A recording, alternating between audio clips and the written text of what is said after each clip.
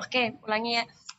Kita mulai ya teman-teman. Bismillahirrahmanirrahim. Assalamualaikum warahmatullahi wabarakatuh. Kami dari kelompok mata kuliah hukum kesehatan, Prodi Ilmu Hukum semester 7 kelas A akan memaparkan hasil diskusi kelompok kami mengenai prosedur penanganan kasus malapraktek medis dengan studi kasus yang diambil yaitu pemberian obat bius yang menyebabkan pasien meninggal dunia. Jadi itu langsung aja yang pertama adalah latar belakang akan dijelaskan oleh Dinis.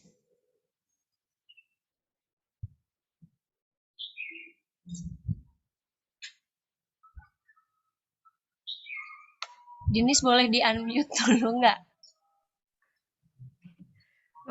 Maaf. Langsung aja. Jadi malpraktik ini yaitu kegagalan yang terjadi dalam tindakan medis yang dilakukan oleh seorang dokter. Ternyata malpraktik ini di Indonesia masih terbilang banyak dengan berbagai macam. Malpraktik ini juga menyita perhatian publik sehingga memunculkan opini yang menyudutkan posisi dokter, yang dimana juga mengakibatkan menimbul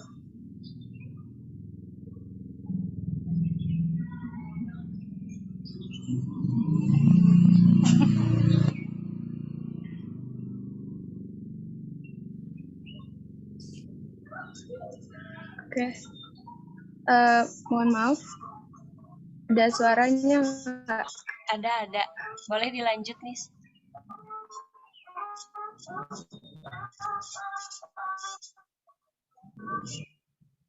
Ya, lanjut ya.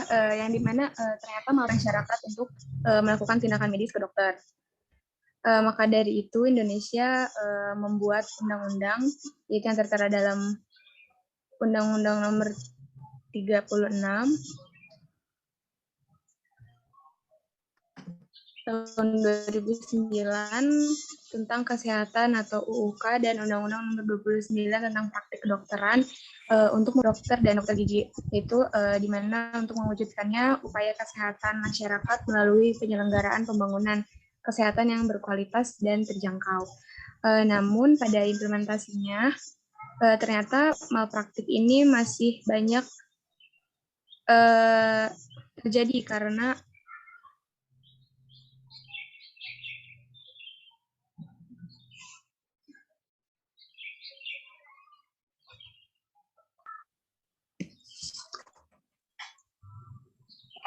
ada suaranya nggak? Mohon maaf teman-teman. Ada ya. Lanjut ya, yang diakibatkan bahwa ternyata dalam implementasinya ternyata masih banyak dokter yang melakukan malpraktik tersebut, bahkan sampai ada yang meninggal dunia.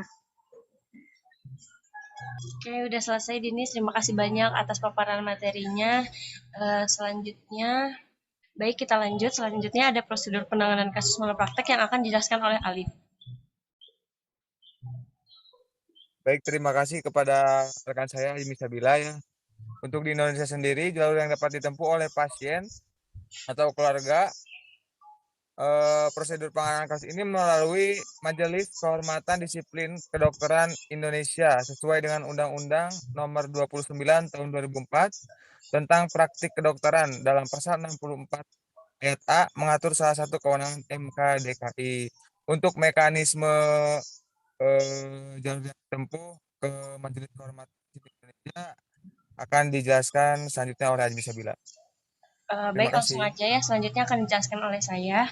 Tahapannya itu yang pertama harus adanya aduan yang dimana pengadu yang terdiri dari identitas pengadu, nama alamat praktek dokter, dan waktu tindakan dilakukan serta alasan pengaduan. Jadi untuk apa sih untuk bisa ditangani itu harus adanya aduan dulu dari si korban gitu ya dengan menyertakan dokumen-dokumen yang tadi setelah disebutkan. Selanjutnya diproses proses pemeriksaannya itu dilakukan oleh majelis pemeriksa disiplin selama 14 hari. Tapi jika alamat si dokter itunya jauh, maka dapat diperpanjang sebagai selama 28 hari sejak tanggal ditetapkan. Nah, adapun yang harus dokumen-dokumen yang harus disiapkannya itu ada surat ada surat atau dokumen tertulis, keterangan saksi, ada pengakuan teradu, sama keterangan ahli dan barang bukti. Nah, terus ini tuh semua barang bukti yang udah disiapin itu harus bisa dibuktikan dalam persidangannya nanti. Nah, setelah itu baru si majelis itu memberikan putusan apakah si dokter itu bersalah atau enggak. Nah, misalnya kita kurang puas atau si korban kurang puas dengan keputusannya, bisa mengajukan upaya keberatan kepada Ketua MKDKI atau Ketua MKDKI Provinsi dalam tenggang waktu 30 hari. Habis itu baru adanya sidang peninjauan kembali yang dilakukan selama 14 hari. Habis itu baru ditetapkan lagi keputusan yang terbarunya seperti apa. Terima kasih. Selanjutnya ada studi kasus yang akan dijelaskan oleh Melanie.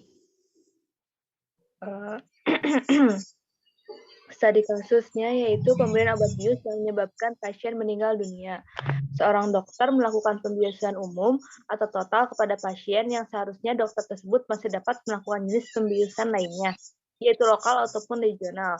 Melihat salah satu penyebab malpraktik dalam pemberian obat bius, dalam hal ini dokter salah memberikan obat bius dan dikaitkan dengan hak pasien mendapatkan pelayanan sesuai dengan kebutuhan medis, maka sangat jelas adanya unsur kesalahan dalam hal ini, yaitu kealpaan atau kelalaian.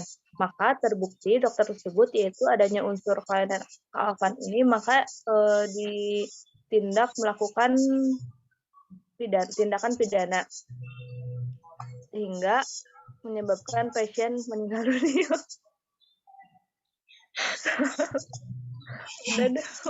Ya, terima kasih Melanie atas penjelasannya yang sangat luar biasa, bagus sekali ya teman-teman.